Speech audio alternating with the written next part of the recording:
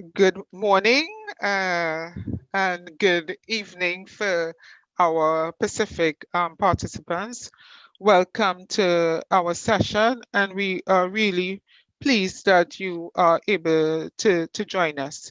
We have a very interesting and we hope exciting theme to address. And before I go into more detail, I'd like to quickly introduce the members of my panel and the team, and then we will begin. So my name is Judith Ann Francis. I am the Senior Program Coordinator, Science and Technology Policy for the Technical Center for Agricultural and Rural Cooperation, CTA. I also lead the Pacific project, which will be the focus of this session. It's called Leveraging the Development of Local Food Crops and Fisheries in the Pacific Islands state. And we go by a short name, Promoting Nutritious Food Systems in the Pacific Islands and also enough for Ag Pacific. The other presenter is Sashi Kiran. Sashi is the director of Friend Fiji, and she will tell you more about herself. The other presenter is Kenneth Catafono, also from Fiji. Kenneth is an ICT guru in Fiji. And the last member of my team is Yana Dietashagan, who works very closely with me on the Enough Ag Pacific project. So with not to waste any more time and to take advantage of all the 30 plus minutes that we have for presentations and discussions, where we have an hour and 50 minutes, but I will move into a short presentation. So Yana, over to you.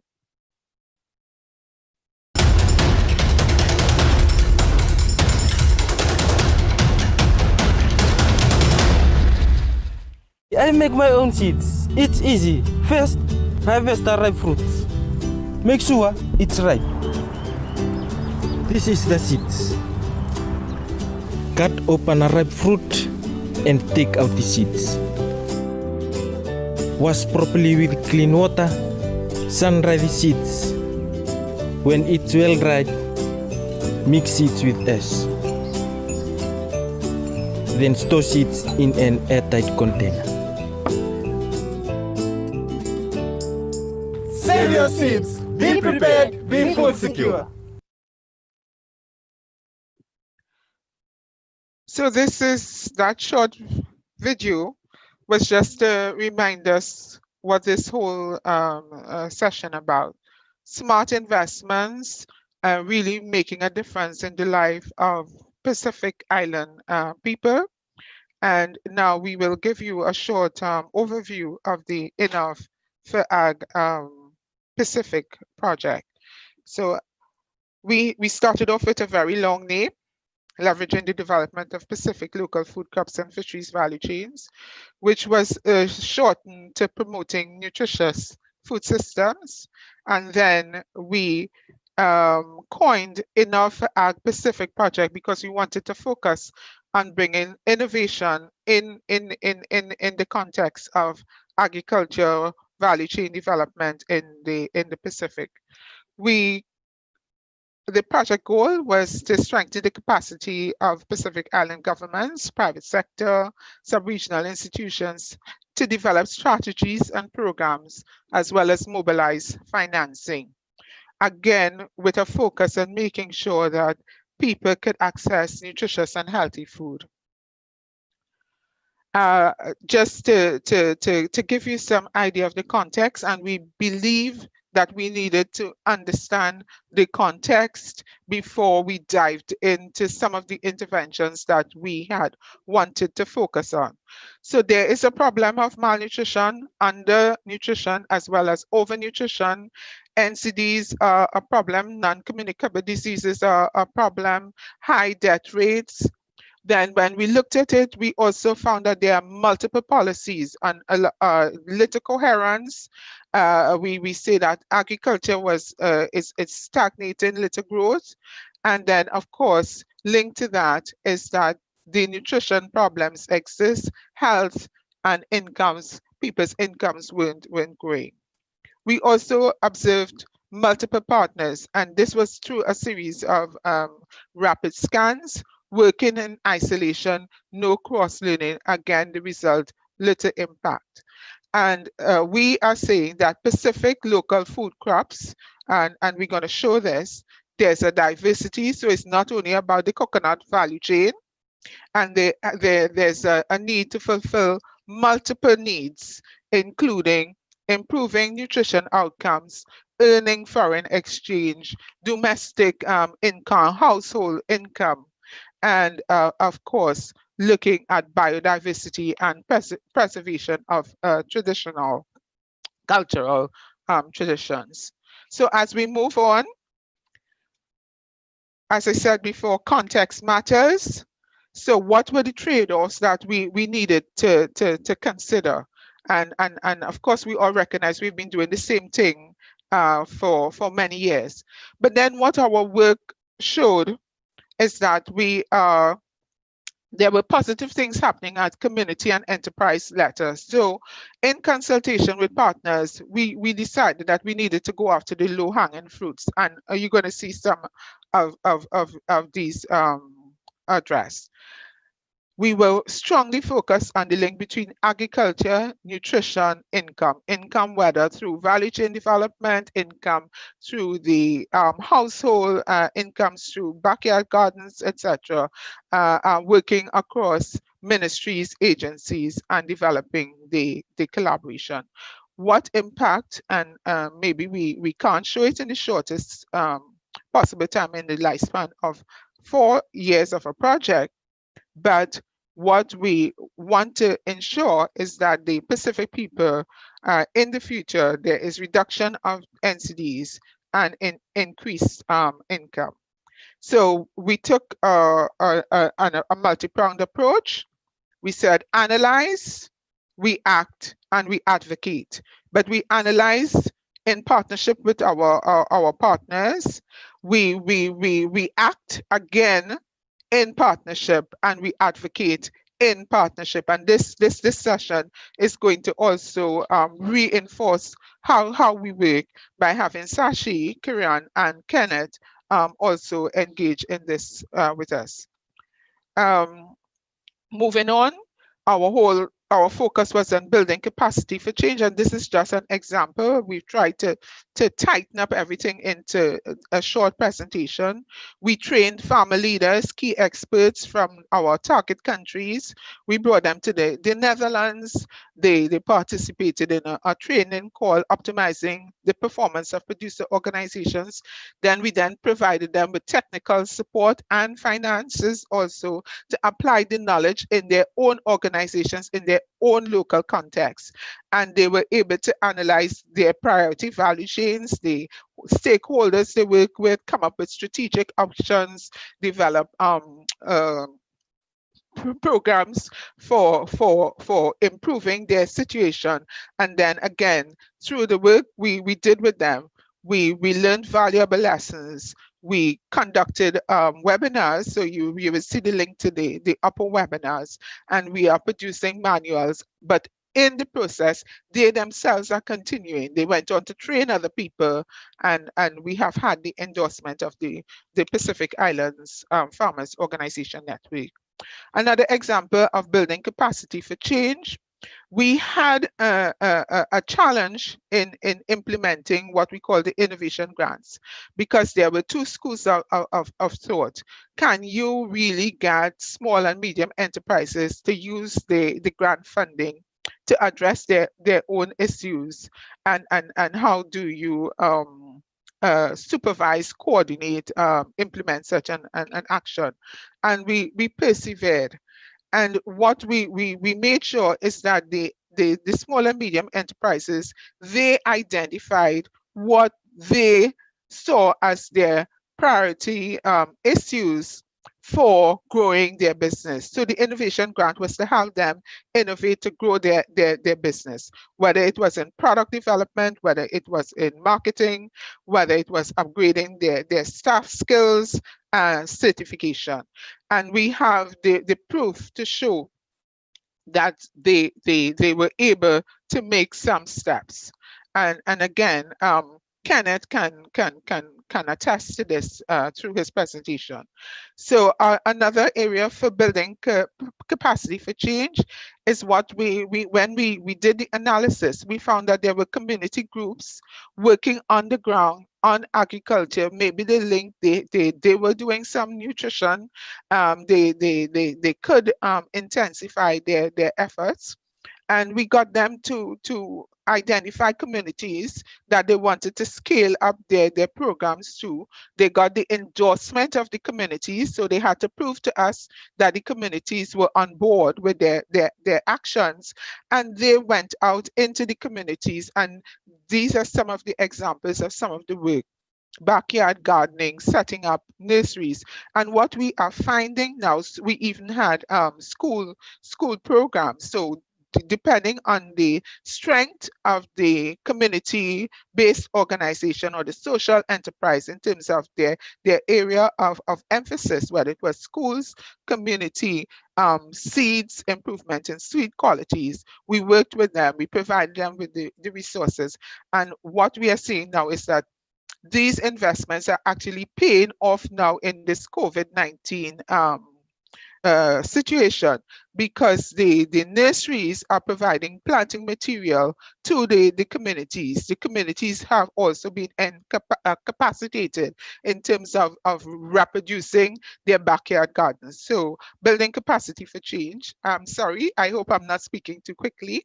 And the next area, building capacity for change, we also, ICTs were identified as an important strategic area for value chain development.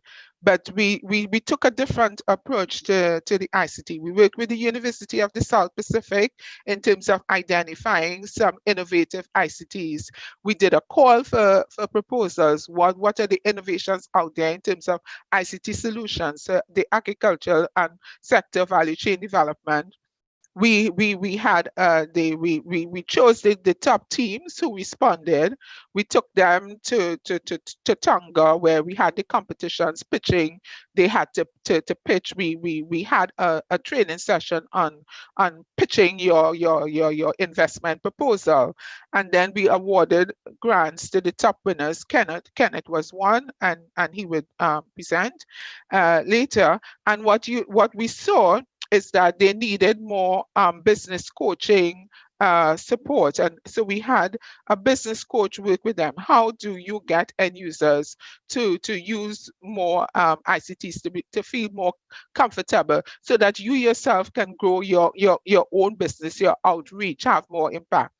So that was in terms of our ICT work, and there were other areas. So we also have the Enough Ag Pacific platform, where we allow our members representing diverse actors, policymakers from the Ministries of Agriculture, Health, private sector, farmers organizations. They can all contribute to our web platform, our online discussions, and this is a continuous process. We came up with the principles in terms of strengthening cooperation, but in doing this, we had initially an assessment of what would be your needs for having such a platform. What do we need to do to make such a platform work in your interests? And then we continue to build on the platform features to respond to those needs. Our role was to also influence policy for change, and this is just an example of some of the work we have done. It may not have been, we may not have changed every policy, but what we did is engage the stakeholders in validating the evidence, that was generated from all our studies, coming up with the key recommendations and taking those recommendations to governments. And what we want to show in this Fiji case is that you have to be quick, you have to be on point, because the reason that we were able to get some of our recommendations on the strengthening the agricultural nutrition sensitive agriculture into the Fiji development policy is that we were on time, on point. We had a ministry official there, and we were able to respond immediately to influencing that process. And we have produced several documents and with key recommendations, and all our documents could be accessed on the Innov Pacific link. And I just want to tell you, last words, building capacity for change is about the people. It's about the people. So we said we wanted to make sure that there is more income, more improve the circumstance in terms of nutrition and value chain performance. So that lady from Fiji is a beneficiary, a friend. When I visited her last year, I saw her whole garden, backyard garden, through the support we had and collaboration with friends. And when I visited again this year, before COVID crisis, that was in early February, she was re-establishing her backyard garden. And of course, Sashi could say more about that. The lady to the right, from Kiribati Organic Produce. Her organization was a beneficiary of the Innovation Grant Fund. And what did they do to invest in improve their quality, buy new equipment, and now they are expanding their operation, working more closely with their government and other agencies to expand their markets. But in the process, the communities that supply the cocoa sap, coconut sap, they are also benefited. And last but not least, we were talking about nutrition, and this gentleman from Samoa was one of the beneficiaries from the Samoa Community Nutrition Project, attesting to the fact that his life has changed. So it's all about the people. I would like to say Vinaka, and we are continuing our live presentation.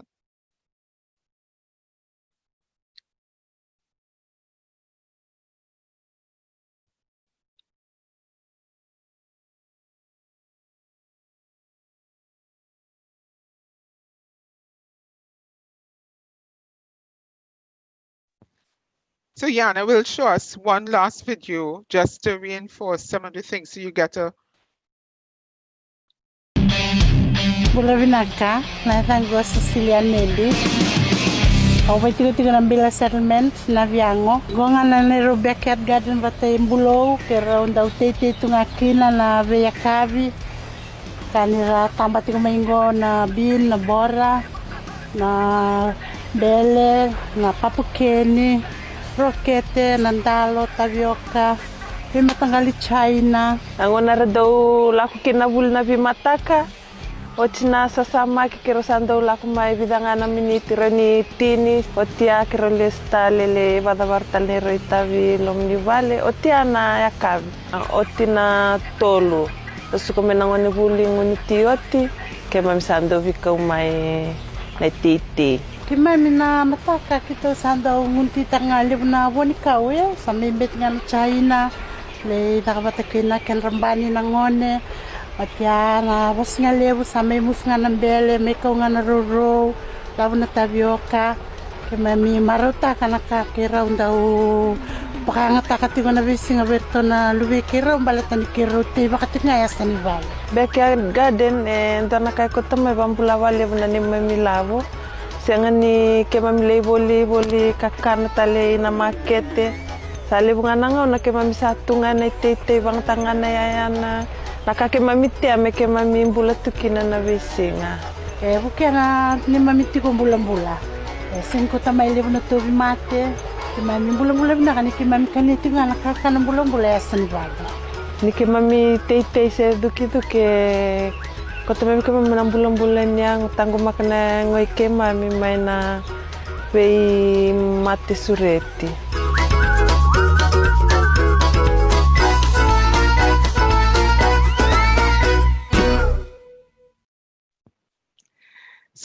So thank you very much, and thank you, Yana.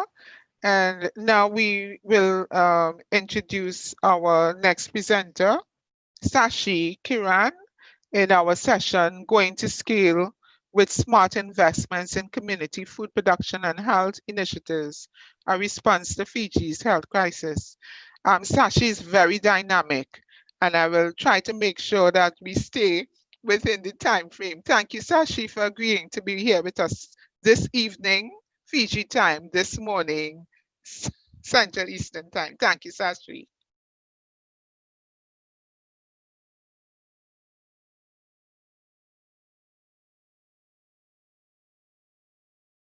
Thank you, Judith, and thank you for this opportunity for sharing.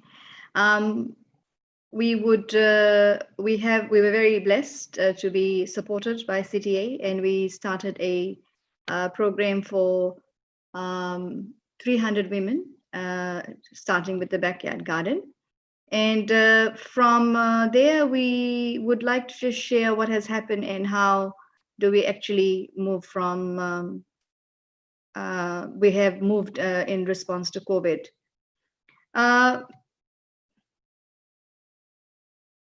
Okay, sorry, just let me move this slide. She's not moving. Yana, can you move it for me? Thank you.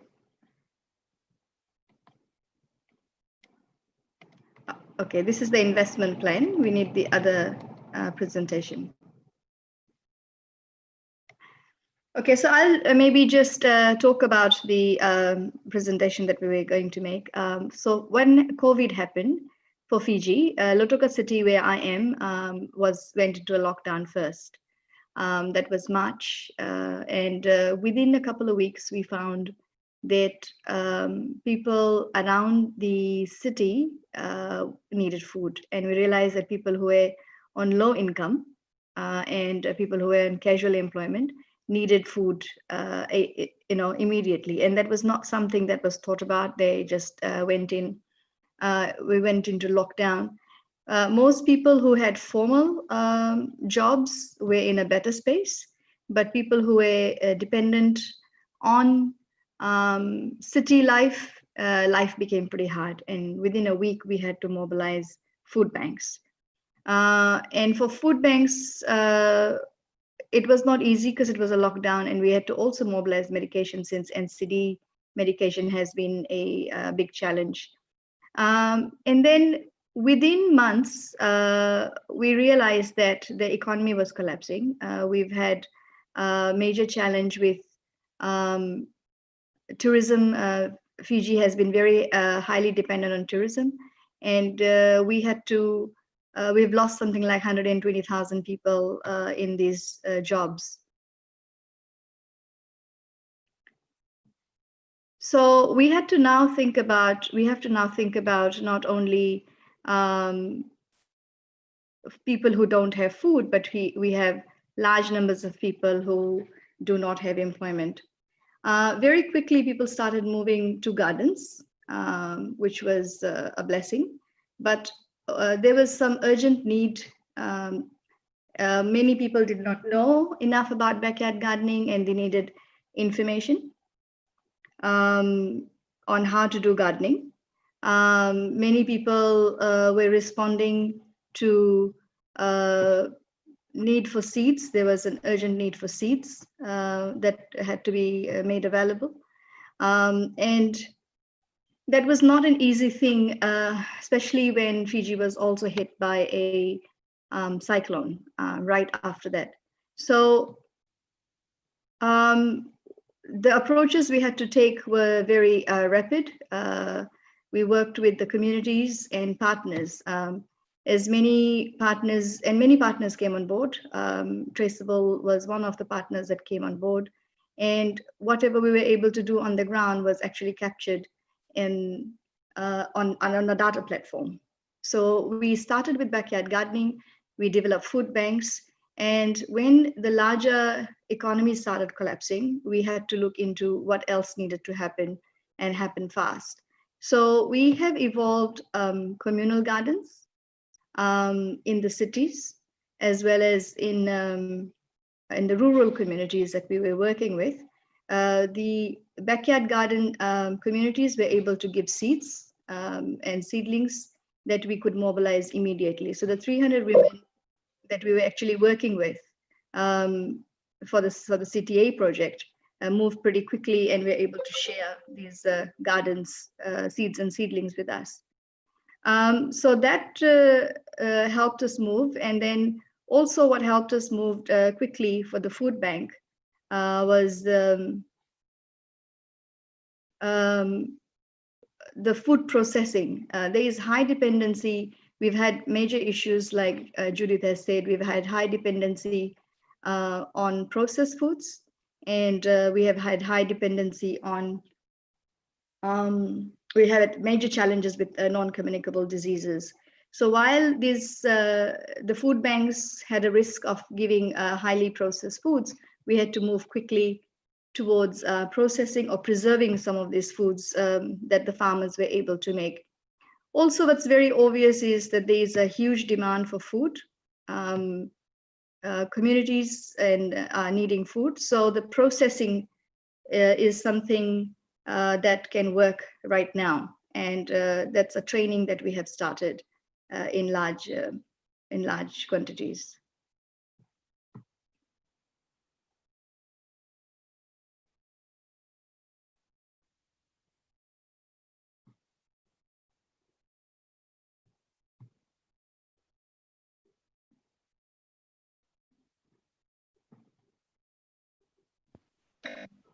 Thank you, Sashi.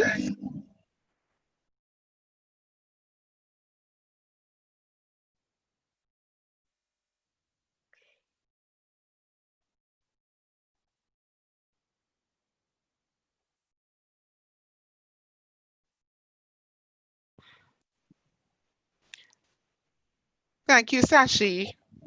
I think we may have lost you a little bit, but we can now move on to Kenneth. Kenneth? Thanks, Judith. Just give me a second.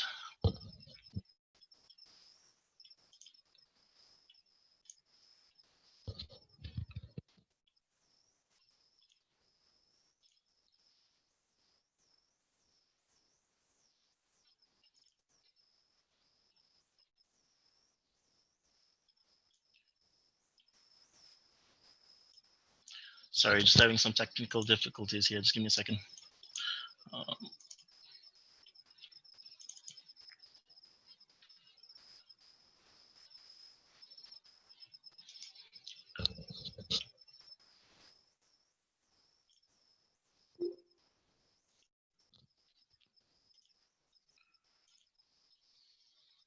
Okay, here we go. Welcome back, everyone. Kenneth Catafono, TraSeable Solutions, here from Sula, Fiji, and I'll be talking about ICTs in times of crisis and how us as a little technology company have become involved in partnership with Friend and through through the work that CTA is promoting in the Pacific region. So just to give you some context.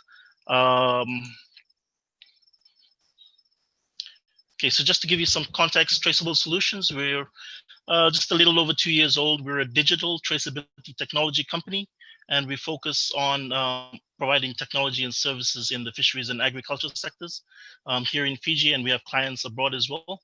So this is really combining, over 15 years of Pacific ICT experience and a lot of fisheries experience. We have a pretty small team, and we are actually quite well known for our work in the use of blockchain technology. So we are pioneers of the use of blockchain technology here in the Pacific, utilizing it in fisheries value chains. So our work has been in the media quite a bit. So we've been featured in several media outlets. Recently, the World Economic Forum has featured our work in the use of blockchain technology, and I also co-authored the FAO's first publication on the use of blockchain technology in seafood value chains. And so, we're taking that technology experience and our experience of the Pacific and fisheries value chains, and we started to bring this into the work in agriculture. And so, our involvement with Innov for Ag Pacific, the project that's run by CTA, started in 2018, as Judith mentioned, at the AgriHack Lab in Tonga. We were one of the 3 winners, and from that, we got €5,000 of seed funding.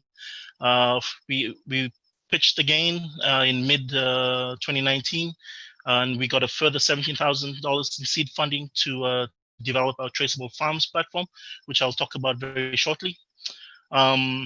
And following that, through the the Innov Pacific community and the network, and through the work that CTA has been promoting in the region, we got involved in the innovation grant facility as a contractor to one of the awardees.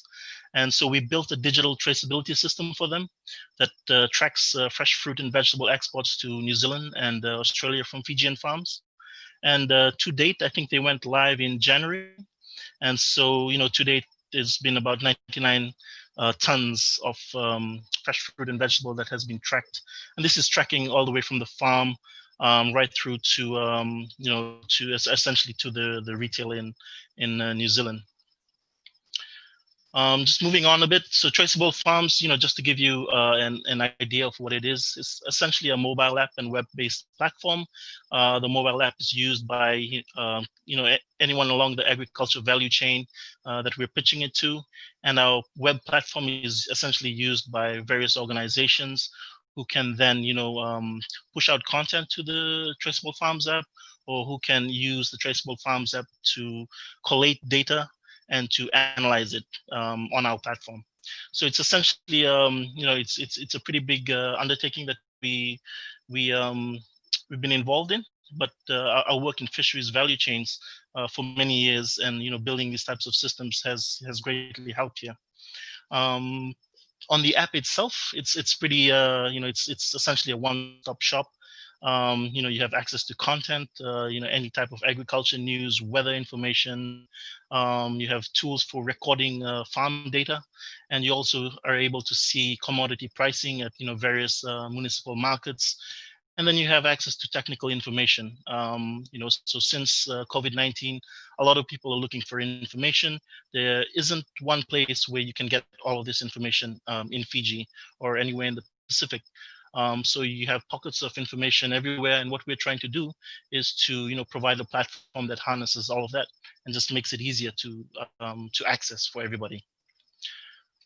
So some of the trends that we're seeing in terms of value chains since COVID-19 happened. Everyone's trying to move to digital. Everyone's trying to grasp the reality of remote work. Everyone's trying to move to e-commerce sales. They're trying to figure out digital payments and how to market themselves digitally. A lot of our clients are traditional brick and mortar type of customers who are built on relationships, who've built their businesses on relationships, and so they're not very attuned to the digital world. And so now we're seeing a lot of requests for direct consumer marketing and sales increasing. Our fisheries business, our fisheries traceability business, is just about to start some direct to consumer sales and for our clients, helping them sell their traceable fish internationally. And we're starting to see some of the agribusinesses look at traceability and want to start investing in it. We're also getting quite a lot of interest in blockchain technology. As one of the few providers around in the supply chain world concerning fisheries and agriculture, we're getting quite a lot of interest internationally for what we offer, and for our consulting services. So going forward, we see this as an opportunity time for agribusinesses to look at their digital capability, and essentially to see how it can improve customer experiences, and how it can improve their internal processes. and not to just focus on the digital tools, but also pay attention to the data, which is a big aspect of what we do as a company. And so that brings us to essentially the work that we're doing, the partnership that we have with Friend Fiji in collaboration with other partners, and in terms of responding to the food security challenges that we have here in Fiji. So over time, through our involvement in Innov for Ag Pacific, we've had investments in our company through the various seed fundings that we won through pitching competitions, and we've built our capability up to a stage now where we have an app and a web platform, and we have built the relationships that we need to build to be trusted as a technology provider. And so that's all of that has been great leading into this, because we're now able to provide as a partner to Friend, we're now able to provide that technological capacity. So the ability to track data around, their food and medical assistance, their seed distributions, their training initiatives, and from our perspective, we believe strongly in the value of data and the importance of it, particularly when responding to to any type of emergency, whether it's a food security issue, or whether it's a weather issue or cyclones or whatever else. So the value of the data is quite important, and so we are helping Friend to just make sense of all of that, and essentially to take that off their hands so that they can focus on doing what they do best, and we can support them from the back end, having a look at the data, providing the tools for them to collect the data out in the field, and to also have the capability in the future to be able to track impact. So essentially tracking impact back to who received the assistance, if they received seeds, what did they do with the seeds, did they grow it, and what types of volumes do they expect to harvest and when, and then eventually you can build up that those linkages along the agriculture value chain to be able to ensure that that food gets to people and it's not wasted and whatnot. So I think it's just fortunate that it's come at a time where we have this capability and we can support Friend. And so we are definitely really keen to work with them, and also grateful for the opportunities that CT has given us through the various events and that they've invited us to, and to bring us into the whole agriculture community here in the Pacific. With that, look forward to any questions later in the program. Thank you very much. Thank you very much, Kenneth, for an excellent presentation. And we're really happy to see how TraSeable has grown with this small investment to being able to attract additional investment to expand your business. Ladies and gentlemen, we had a slight technical problem with Sashi, and we are bringing her back on quickly to present mobilizing investments, scaling up. So thank you, Sashi. Sorry about the problems. Yana will help you navigate the slides this time. I'm sorry about that. I had some major issues with the last presentation, but I'll just talk about the investment plan. Okay, thank you. So the aim of the investment scale-up is diversity for food and nutrition security in Fiji. The hope being that no child sleeps on an empty stomach as families are beginning to struggle. You can imagine that in 800,000 people in Fiji altogether, about 120,000 of them have lost their jobs. And the majority of the population, 60%, is the youth and below. So a large proportion of adults do not have employment and they are struggling.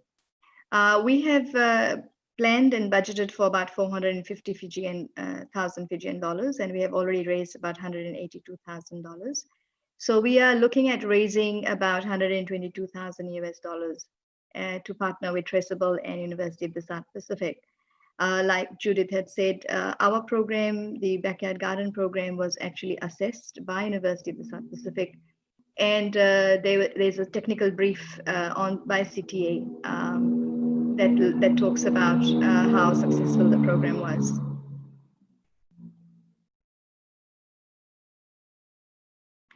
So like I said, the problem has been, we've had 80% of our Fijian children below the age of 2 that were anemic even before COVID, and 50% of the kids below the age of 5 that were anemic. Something like 45 to 50% of Fiji's population have been suffering from anemia. And that has been largely due to our overdependence on processed foods. So the immune system of those suffering with poor nutrition is highly compromised, as we know, during this COVID time.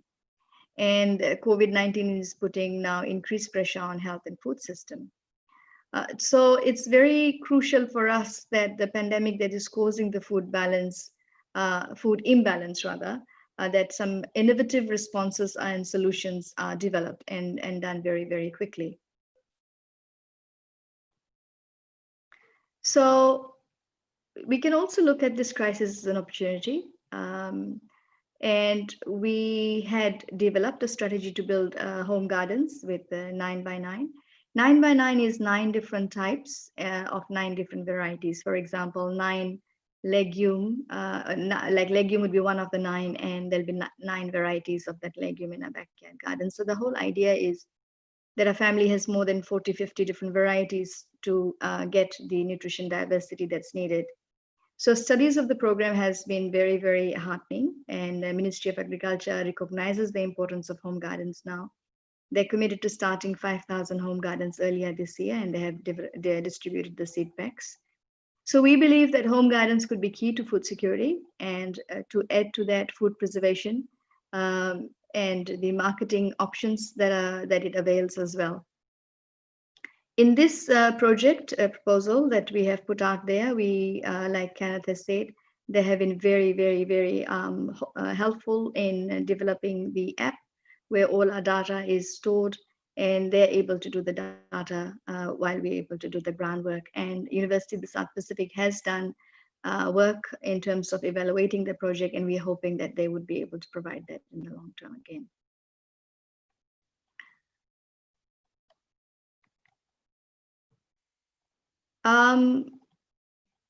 The garden program has received World Health Organization Good Practice Award. The partnership with TraSeable Farms as a private sector is a strong, credible factor. When we were in the lockdown and people realized that there was a need for food, one of the things we saw was people were desperately wanting training. And Alliance for the Youth for Alliance for Future Generations, with about 450 youths, approached us, and we've been providing online training to them. And within a very short period of time, we were able to partner with many other civil society organizations, and UNDP and Leadership Fiji alumni started engaging with us in investing in the project.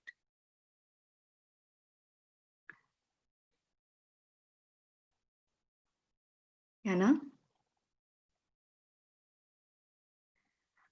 Friend has the beauty of our work. Actually, one of the things we found that many people turn to our Friend because in the last 10 years, we've been working very extensively on, thinking about how sustainable are we and what do our food systems look like. So we've been building a lot of training materials on food preservation, on backyard gardening, developing local recipes using locally grown crops. And this is also to combat the non-communicable diseases that we've had. Now, these training materials we have made widely available on social media, on the news channels and the apps. And the national televisions have also been running the materials, which is like seed generation, soil preparation, how do we improve soil organically, how do we do pest management, post-harvest handling. And as more and more people are being laid off from the larger part of the formal sector, more and more people have been requesting. Actually, Friend has been running training every day of the week for the past few weeks. And to maintain the social distancing rules, we've been taking about 20 people. We found that there is an increase in demand for local foods in supermarkets as imports are getting a bit more dear. So market exists for both training material as well as for homegrown food that could be food security for families. And in Fiji, what has emerged as people are running out of cash, the barter trade. So people are able to grow food or process food and are able to exchange it with other families of the things that they need. So that has provided an economic support as well. We found an increased interest in exporters and in food and frozen food and processed food, locally processed food. But we also, since we're running food banks still to support the people who are in need, these home processed foods are replacing some of the processed foods, imported processed foods in the food banks. And that's a real opportunity. So we are contributing about 50,000. We've had very good support from the media networks. They have actually, the amazing part in this COVID was everybody came on board and offered things free. Like TraSeable app came and contributed from their own support, $10,000 for the development of the app. And so many partners came because they saw that work was happening. We had already started on the ground. And there has, so that's how a lot of money has been raised, and the need at the moment is 122,000 USD. Well, this proposal was done like a couple of months ago, so we're still working on it. The impact, the beauty of Fiji and small island states is the copycat culture. So as we start, we've seen, looking at each other, people have been doing more gardens. So we are hoping that about 200,000 households in Fiji will have an uptake of agriculture. And the information generated will be easily downloadable from the Farmer app. It's like Kenneth has explained already, the database has been developed and seed distribution and everything will be easy to monitor.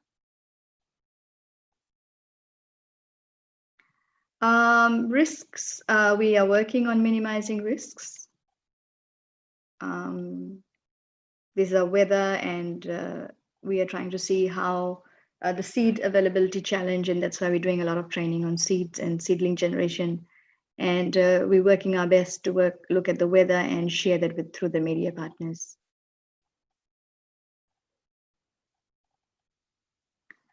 While we have been doing a lot of work with rural communities, we find that peri-urban, where most of the poor are settled, or people who are very dependent on city economies. So we are hoping that this project will also make data available and information available for people to be able to do backyard gardening. And the rural communities have access to land, so they are able to do seed generation for the peri-urban and the urban communities. The beauty has also been the cluster or the community setups, where the volume that's being generated for both food banks, but also as an opportunity for markets where they're able to come and collect volumes.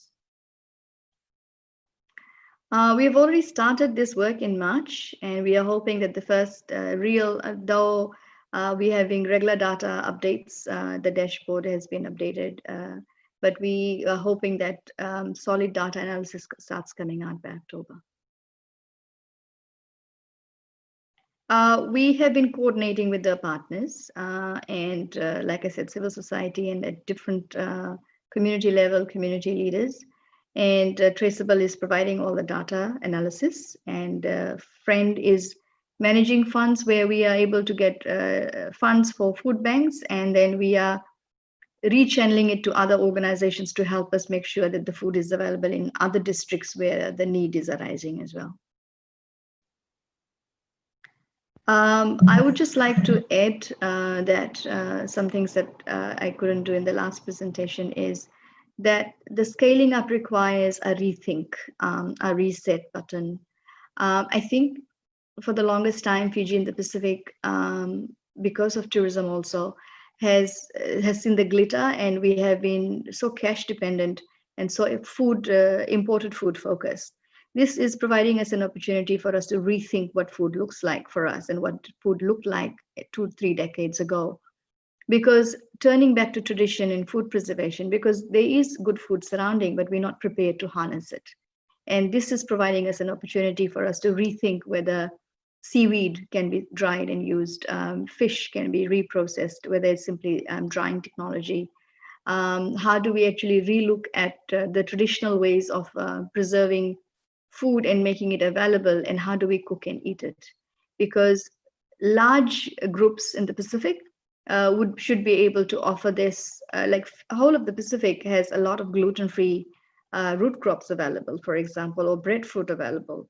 And Breadfruit University in Hawaii has already done market assessments. So hopefully this will provide us an opportunity for us to come together as a region and relook and rethink the value of food that we have around us, which are much more nutritious and could provide not only health back to be able to beat NCDs, but also be able to relook at what should be our economic worth and how do we actually partner with the economic world out there. Thank you very much, Judith, and everybody. Vinaka, Sashi, we are convinced, and we invite all our participants to also consider the investment proposal that Friend has made. Part of the project also included running courses on how to write investment proposals so that the partners, the small and medium enterprises, the social enterprises, the community-based organizations, the government ministries can attract more finance to support their work and grow their endeavors. While we were presenting, we have received several questions, and we want to make sure that the audience has enough time to also pose additional questions. I have several, so I'm going to start putting some of these questions to the panelists, and I'm asking Kenneth and Sashi to answer in depth, but as brief as possible. And then we hope that the audience, you can keep sending your questions and feedback through our for Ag Pacific platform and through the Global Landscape platform. So I'm going to address two questions immediately to Kenneth. Kenneth, one question that came in, well, many came in, but please take note. What is the percentage of locals using the TraSeable apps? And are there projections to expand beyond the South Pacific? So that's one opportunity. And two, the second question, how can governments and investors be more responsive to the needs of Pacific agro SMEs? So TraSeable focus, and then how do we get governments and investors to invest? Thank you, Kenneth. You will need to unmute your mic and I will mute mine. Thanks, Judith. I'm not sure that the second question is for me, but anyway, I'll give it a stab. I think the first question, I've got the question in front of me. It says it asks about what is the perception of locals in using the TraSeable app, and if there's projections to expand it outside of the South Pacific. So, this is something we spend quite a fair bit amount of time, speaking to various actors along the agricultural value chain. We spend quite a lot of time holding, various workshops with farmers, with people who will eventually use it. And even last week, we were sitting in a village in another island in Fiji, and we were essentially presenting the app to them. And so there's quite a lot of there's genuine interest. They can certainly see the value of having such a a digital app where they can access information. They can potentially find new buyers for their products. So there's excitement in that regard. So I think from our perspective, we want to make sure that we don't over promote it. From our experience in fisheries, we know that technology can be challenging to implement in the types of environments we have here in the Pacific. We do have plans to expand outside of the South Pacific, but our focus now is firmly on Fiji in this year and at least 2 other countries in the Pacific, and then we'll look beyond. And I think the other question is probably for someone else. Probably Sashi, you might be better placed to answer that one.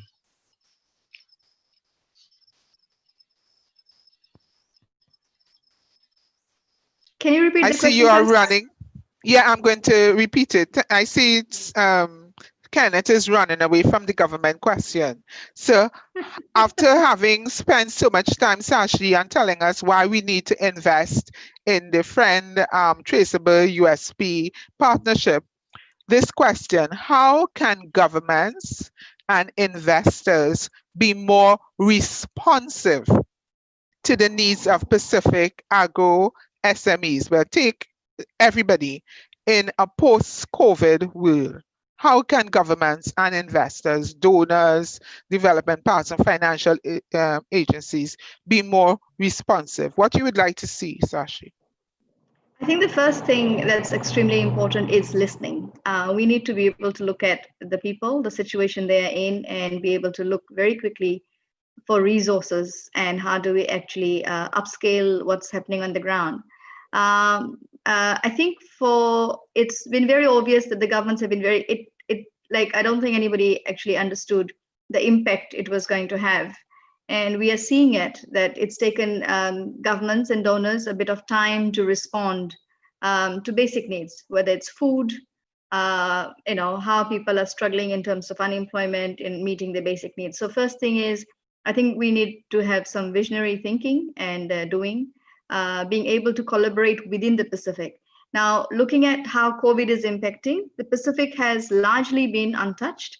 And hopefully the Pacific can rethink trading within the Pacific and being able to develop food systems within the Pacific. So we need to rethink how we operated. We've been too dependent on the outside world for too long. And I think we need to really go back and look at the traditional systems to see how we could bring that back into the mainstream economy. Thanks, Sashi. And I think one of the positives of the COVID in making people look within. It's like organizations such as yours, Friend, and others that we've been working with, and TraSeable Solutions were already on the ground, willing to kick in. So I think that in terms of the responsiveness of the governments and other investors, is to actually see things that were working, which were under the radar, that they can actually invest in and give them that kind of positive impact response results in the short to medium term. And then of course it comes back again now, how do you sustain and scale up those actions, and the rethinking is a good strategy. Rethinking food systems, and I think this is what we are all about internationally now, nationally, regionally, internationally, rethinking food systems. So that brings me to one other issue you had raised, the issue of seaweed. And one of the companies that we had worked with in Tonga was actually exporting seaweed to Japan.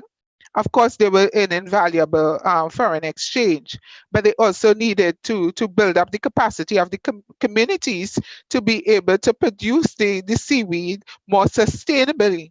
And then also now for nationals to actually rethink the role of seaweeds as part of their national diets, because traditionally seaweed was eaten, and now we also need to like go back to basics. I move to the next question. Kenneth, you were running from the government question on investments, but I want you to look at there was a question about how can others learn and contribute to the leadership of Fiji. Now, the question is specifically addressed Melanesia, but Fiji is part of the Melanesia group. So how can other countries within the Melanesia group and outside of the Melanesia group learn from Fiji? So Kenneth, that question to you. Thanks, Judith. And I think within the Pacific region, there's several levels. At a governmental level, you have agencies like the Pacific Islands Forum Secretariat. You have the Melanesian Spearhead Group. And while some of these intergovernmental agencies focus on perhaps more on trade, they have probably bodies within them that look at technology and look at its application across the Pacific. But there are other mechanisms for sharing information, and one of the more useful one in the Pacific is the Pacific Islands chapter of the Internet Society, where professionals share their experiences. And this is not limited to Pacific Islanders, but we have professionals from all around the world that share their experiences and the use of technology. So various levels of being able to share that information. Thanks, Judith. So in a nutshell, we need to have the policy and regulatory framework in place, and then we also need to have the knowledge sharing among the professionals, the community, a community of practice. And from what I see taking place is that there's already a community of practice evolving around the use of ICTs in the Pacific, and especially in the agribusiness and other sectors. But I think that as we try to address address how can we learn and contribute to not the leadership, but also the expansion in terms of the use of the technology in value chain and agriculture and value chain development, then policies, regulations, communities of practice, willingness to share knowledge and information. So now we move on to another question, and Sashi, I'm going to come back to you. There was a question: do unique plants like kava play a role in nutrition? I have my own perspectives, but I'm going to let you go first because you promote a lot of traditional local crops, etc. So the question: do unique plants like kava play a role in nutrition? Sashi, over to you. Well, there are many unique plants in the Pacific which have had herbal. They have been used as herbs for many diseases, for health purposes, and kava has been one of them. Though kava has now been expanded more into a drink that can also relax you, but it has also been played an economic role. But there are many herbs, and I think it's in a region where health system is very compromised. The traditional systems do play a role, and some of these herbs have been picked up and have been, the intellectual property has been registered in other parts of the world that has impacted the Pacific. It can impact our economic use of some of these things, but I think there's been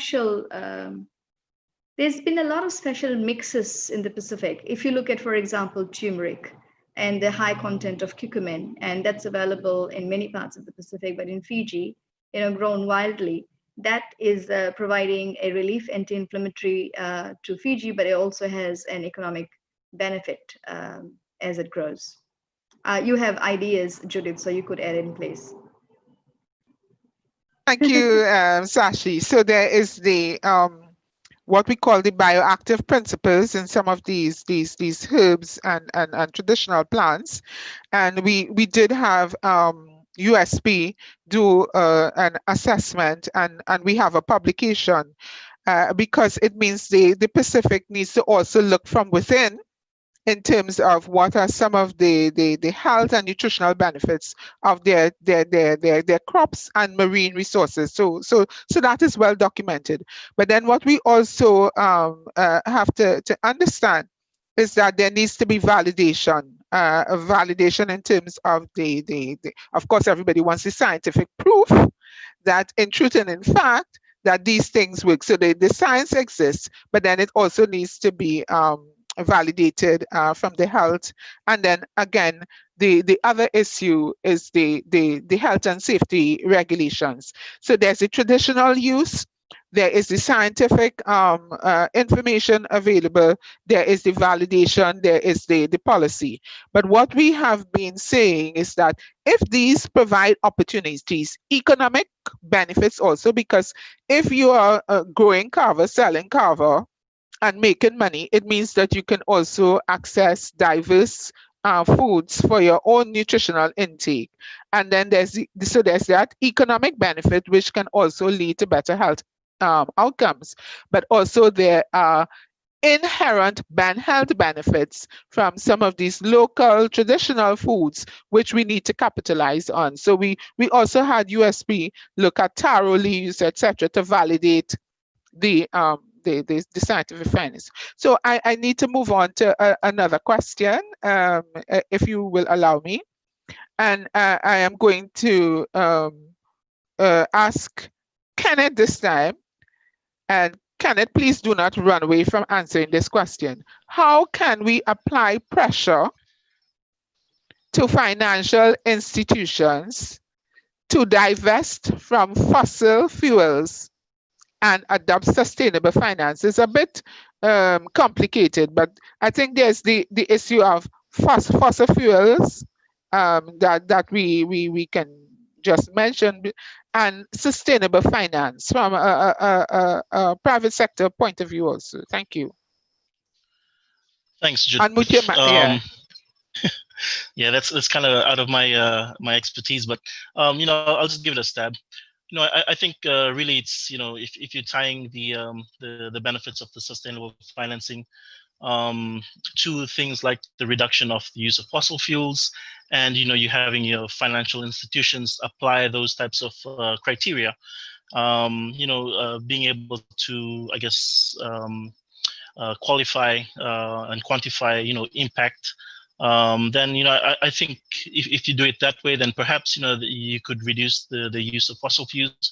So essentially tying funding to the use of renewable fuels essentially would be my answer to that. And, you know, the financial institutions would play a key role in that. Thanks, Judith. Thank you. Well, COVID-19 taught us that we don't need to fly about as much. So I have also benefited from the COVID-19 experience. It has also showed us that we can really cut our dependence on fossil fuels for a while. Okay. Judith, may I add to that? Yes, if I'm you don't going mind? to ask. I am going to invite you to add. So I was just about to invite you to add Sashi. So Sashi, please. For food preservation in particular in Fiji, and we've done a little bit of work in the Pacific, a lot of food preservation we do is using solar technique.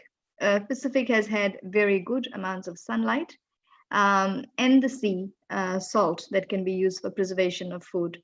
So I think that's one incentive for investment in solar, whether it's solar energy for powering houses, but also definitely solar for food preservation, since we're talking about foods.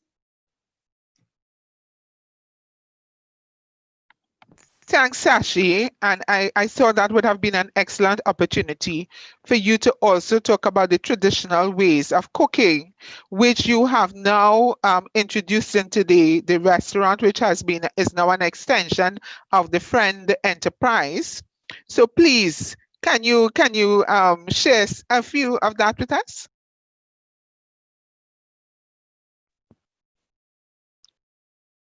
Sure. We had developed a restaurant for more to respond to the NCD crisis.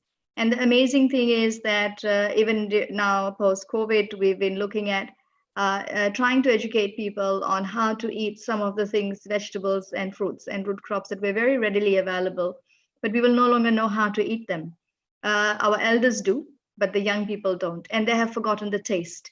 We are finding, people from seafood clans, but living in urban centers are much more chicken focused rather than the seafood. So in the restaurant, and we've been sharing recipes and doing a lot of cooking demonstrations to see how we can actually revive some of those traditional food preservation methods and delicious cooking. So only this week we ran how to make rotis or wraps using local homegrown root crops. Because there's a lot of ask for imported flour, and that could be easily replaced by root crops that are available. So it's been quite an interesting thing. There's a lot of interest. If food is tasting healthy and tasty, delicious, young people are wanting to get into it. It's just that for the longest time we've been so life has been so on the fast track and we've been so on the food processing, using processed foods that we've forgotten to use and trial those nice, delicious food. And that's why I said this calls for a rethink of sustainability of food and sustainability of our systems, which our ancestors had trialed and tested in the past. I can see that time is knocking, so I'll stop there. Yeah, time is knocking. A lot of stories of Tukuni. Thank you very much, Sashi, because one of the last questions we had is how can we promote local foods and traditional foods in a time where youth and people favor processed foods and modern cooking methods? And I think you have addressed that by some of the examples you have given. And I can tell the world that you also have youth involved in your initiatives and working with youth groups and youth leaders, etc. And how do we transition these initiatives to become sustainable financially and socially? I think we have already demonstrated how we are moving towards ensuring that they become more sustainable and embedded in the story of change for addressing and improving and building resilience in Pacific agri-food and nutrition systems. So I know we are running out of time, but Yana has asked me to remind everyone that we can continue with the question and answer through the chat box, and we will address the questions through the learning track community, finance and value chains. We would like to thank you very much for your active participation. Apologies in advance for any questions which we did not respond because we've had many. And we would like to leave you with a video reminding you of what Pacific agriculture and food and nutrition systems is really all about. It's all about the people. There is diversity, there is opportunity. We invite donors and partners to work with those who are on the ground and are making a difference to build their capacity and let them be the stories of change. So Yana, our video, thank you, Vinaka.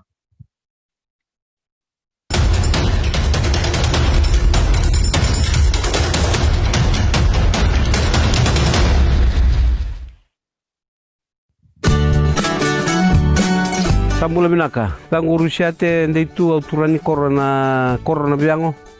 Kina vitong na lamanya sanang ba. Unduri tunggu anan duana nyanu.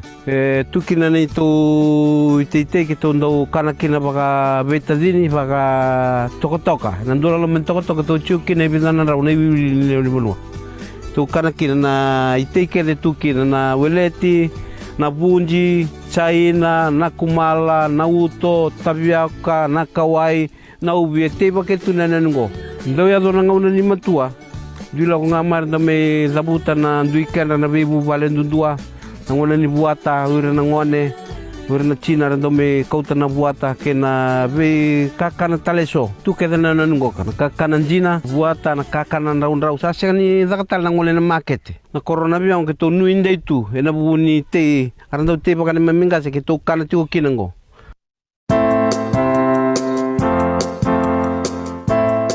Bona ite ni kumala na lenga ta reikenda tuni kwangu rota bina kana ite na kumala beta ni matu totolo kauta le utalnga me le buna ite yokoya kapaka bulan takatala ona ngale la songa na no munchiki ngale la tiko semani asasar ni vale na no mundau ite na bega na ore ite bakina na kumala ona musuka nga Wacha rua se tolu na chikini matani kumala o muiri da bango ngiti baka tasan ngamu duombi kasomu bulu tabanangele awochi ongerai da chikona no mu itei waraka na ngauna mesate te kina na kumala me baru tara ne karoni buke senango o wiri da bata umbi kasomu o bule tal nangela kana buna merini bule bina kina leno kumala sangai ni te tale na kumala i asan tale so me sangai bakale on talman tolunga na bula matu na kumala sabe ba ngi tiku be kena leno bonwa lebutu na nangela ndana be toka na be matangali kero nda sol selebak sababu ngi tiku kina be kena ni alo binaka metiba kina kenangela ne tokini bonoi